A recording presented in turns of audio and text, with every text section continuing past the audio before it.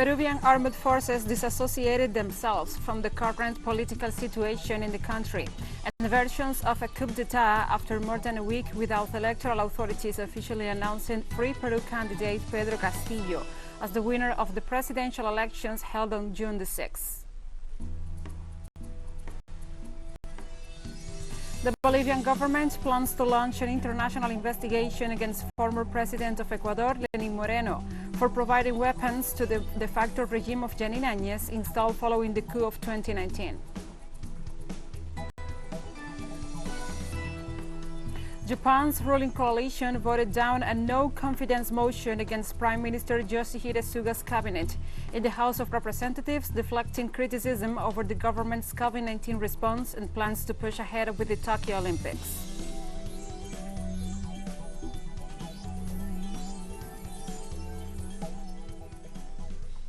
From the headquarters of TeleSUR English in Havana, Cuba, this is From the South. I'm Gladys Quesada. And now we begin with the news. Peru's armed forces on Monday disassociated themselves from the versions of a coup d'etat in this South American country, which is still awaiting the official declaration of Free Peru candidate Pedro Castillo as the winner of the June 6 presidential elections. The military body stated respect for the constitutional order and condemned the political use of the armed forces as a way to undermine their institutionality and generate alarm, anxiety, and division. The statement of the Defense Ministry pointed out that the armed forces' role in the elections consisted in guaranteeing the free exercise of the right to vote and protecting electoral officials. Therefore, their mission has been fulfilled. Furthermore, the armed forces stressed they are institutions respectful of the constitutional order. A week after the second runoff for the presidency, the Free Peru candidate Pedro Castillo remains unannounced despite reaching 15.14% of the vote and holding a lead of over 48,000 votes against Popular Force candidate Keiko Fujimori.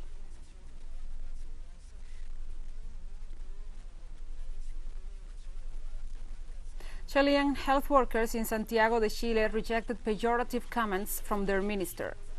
Doctors and nurses from various hospitals in the capital showed their dissatisfaction with the comparisons of the minister Enrique París for highlighting that in other regions of the country they do not complain about the work they do. The doctors of various medical centers in Santiago demonstrated that discontent is for the conditions of infected utensils, government support, and safety for health officials.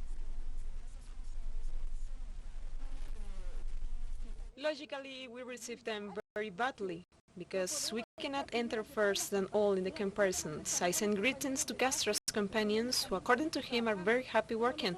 Well, we are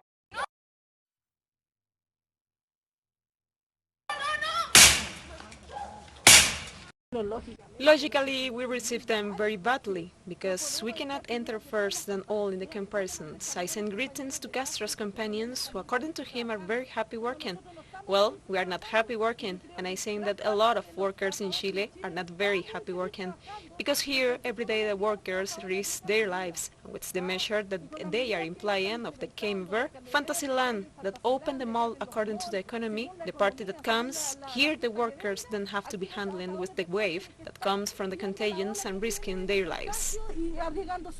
The government of Argentina has questioned the colonial and offensive policy maintained by the United Kingdom against the country, 39 years after the end of the war over the Malvinas Islands.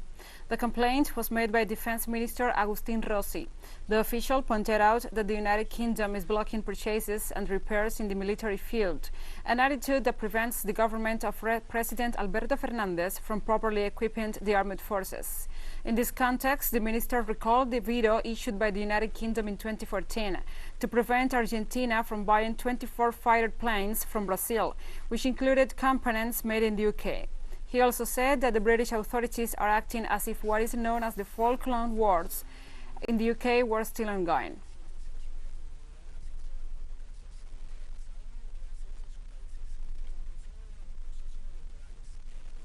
Costa Rican authorities conducted dozens of raids and arrests this Monday, including the presidential palace and various state agencies, as part of an investigation centered on an alleged network of bribes in exchange for public works. It is presumed that the network embezzled about $125 million between 2018 and 2020. According to the investigation, a group of private companies ensured that public officials helped them with road construction and maintenance contracts with bribes ranging from vehicles to properties, cash and personal favors.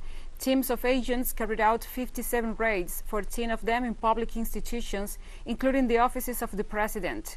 This is the second time that the presidential palace has been raided under the current administration of Carlos Alvarado. In February 2020, authorities entered the presidential headquarters as part of investigations into the possible illegal access to sensitive personal information related to the Presidential Data Analysis Unit.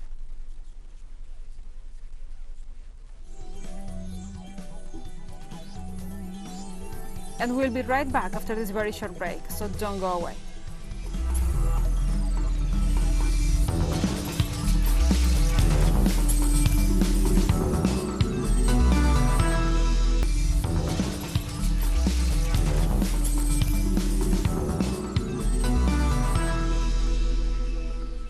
Welcome back.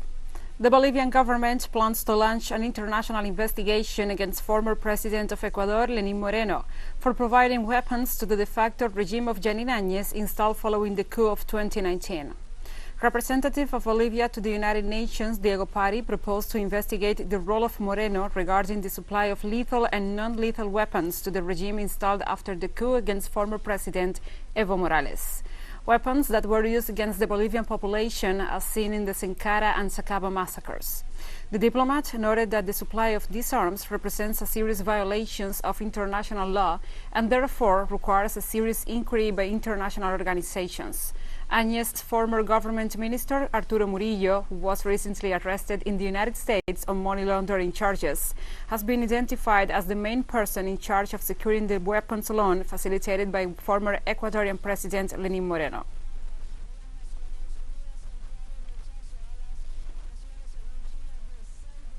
The U.S. Justice Department's top national security official is resigning amid uproar over the seizure of records from top Democrats and reporters as part of an investigation into leaks of classified information during the Trump administration.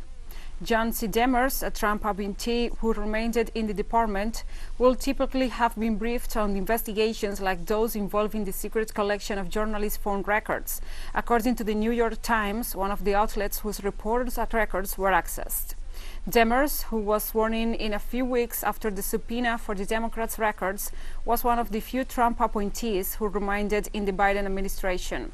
His resignation comes amid questions about what he knew about the Justice Department's efforts to secretly seize phone data from House Democrats and reporters as part of the aggressive investigations into leaks.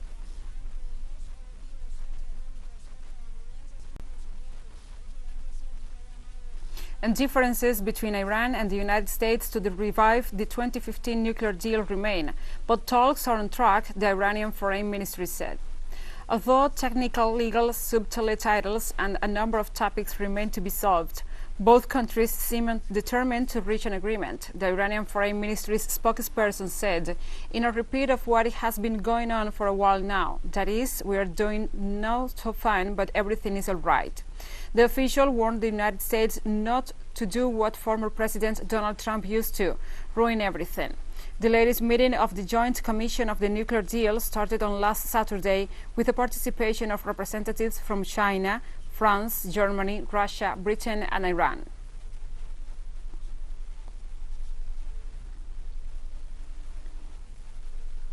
On Tuesday, China reacted to the loaded anti-Chinese rhetoric at the Group of Seven and NATO summits this week. Beijing's message is simple: don't mingle in our internal affairs. The Group of Seven major capitalist economies met in England this weekend, concluding that they must do all they can to stop China from becoming stronger. They also told the Chinese government what it must do in its territories of Hong Kong, Xinjiang, and Taiwan. The day after, on Monday, they flew over the Channel to Brussels and in the context of the North Atlantic Military Treaty declared China their top military foe. No wonder Beijing did not like it. Speaking at a daily briefing, the Foreign Ministry spokesperson Zhao Lijian described the G7 announcement as a defamation and a way of interfering in the country's internal affairs. What they are trying to do is create artificial confrontation, Zhao said.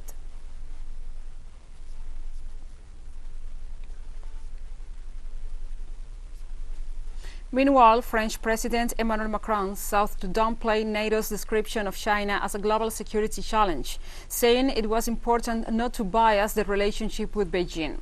He instead focused on the security threat he said was posed by Russia. Macron also noted that the relationship with China went beyond the military aspect, stressing it was economic, strategic, about values and technological. The French president also stated that he and Turkey's President Recep Tayyip Erdogan had found some points of convergence to preserve the ceasefire in Libya. Macron has drawn criticism from Muslims across the world after his controversial remarks on Islam and policies attacking Muslims living in France. Erdogan had called to boycott French-made products in response.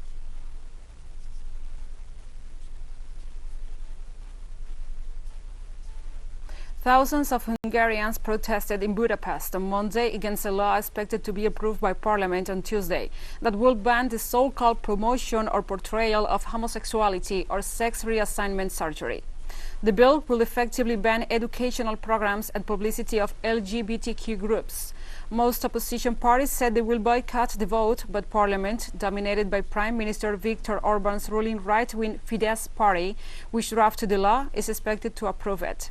Protest organizers said the law will severely restrict freedom of expression and children's rights. Last December, Parliament adopted a package of measures ensuring the traditional family, effectively banning adoption by same-sex couples. I think this country is heading in a worse and worse direction, and it is getting more and more uncomfortable to live here, not only to gay people, but basically for everybody else. And this kind of constant propaganda that is blinding people is a bit extreme, and to mix up homosexuality with sexual crimes is disgusting. To hide things instead of people speaking out, they have to live in secret is basically not a good thing. We cannot talk to each other honestly about things that are touching all of us. Fidesz and the Christian Democratic People's Party, in the name of protecting families, they join those who are abusing children under the mask of fighting against pedophiles. They break families just for their topical interest. Each abused child who fears asking for help because of homophobic or transphobic hatred will suffer because of those MPs who voted for this hate-provoking law proposal.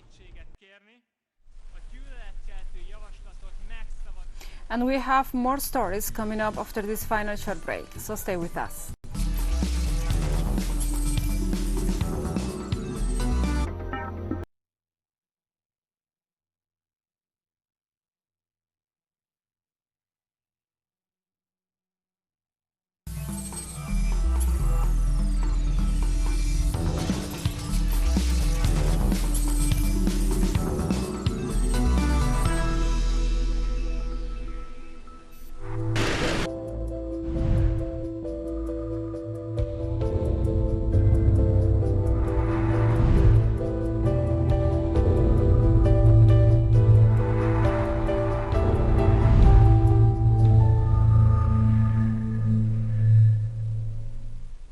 Welcome back.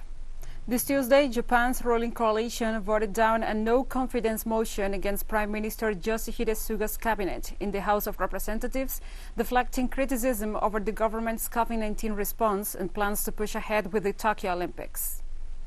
4 opposition parties submitted the motion after the Liberal Democratic Party and its junior coalition partner Komeito rejected their demand to extend the current parliamentary session. The Constitutional Democratic Party of Japan and 3 other opposition parties said a 3-month extension is necessary to continue the debate on ways to contain the coronavirus pandemic and whether the Tokyo Olympics, set to begin July 23rd, and Paralympics can be held safely. Though Japan has not suffered the damages of other nations over the coronavirus, its slowness in vaccinating citizens and patchy response have dented support for the Japanese premier. Including daily testing of athletes. And Senegal's army has captured several rebel bases in the West African state's southern Casamance region as part of a fresh push against separatists launched last month. A commander in the region said that 2 soldiers were wounded in the operations of the border with Guinea-Bissau, which began on May 31st.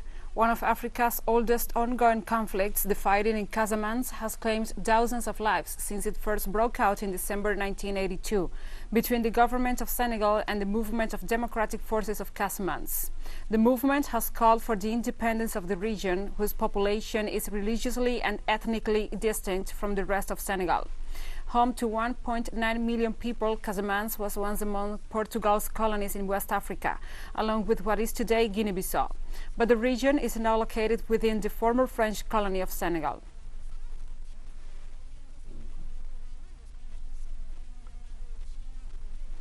The United Nations World Food Programme is providing food assistance to hard-to-reach areas in Ethiopia's Tigray region, which has been wrecked by conflict, with UNICEF warning that tens of thousands of malnourished children risk dying in the region. A million more are just a step away from those extreme conditions, the program warned.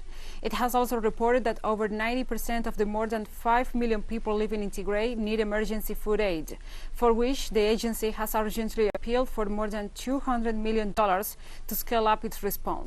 International aid organizations have complained repeatedly that they are being denied access to the region by Ethiopian forces and the troops from neighboring Eritrea, as the conflict with the Tigray People Liberation Front continues. This is a region that even prior to the conflict has been affected by shocks in recent years. We had the desert locust this past year, hailstorms, some pockets of the region that are already chronically affected by drought. It means that this is an area that's already a bit on the edge. So now with the conflict, the disruption of health systems, the collapse of markets in many areas, the inability to plant today because people don't have access to seeds, fertilizer, or the security to be able to plant, means that for WFP, the #1 priority is going to continue to be that humanitarian assistance until the situation allows people to resume their livelihoods activities and meet their own food security needs.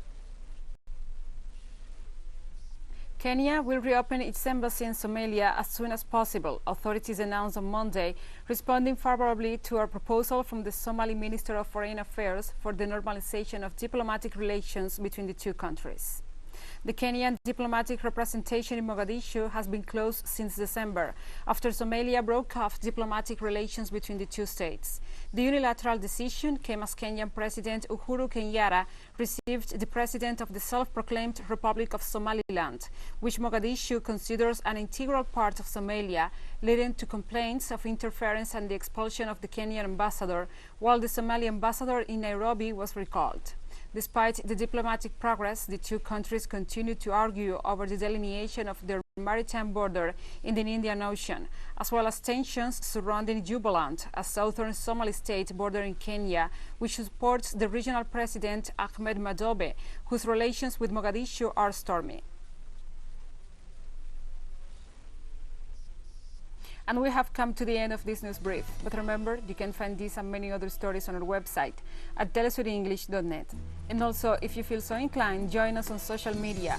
We are on Facebook, Twitter, Instagram, and Telegram. For TeleSUR English, I'm Gladys Quesada. Thank you for watching.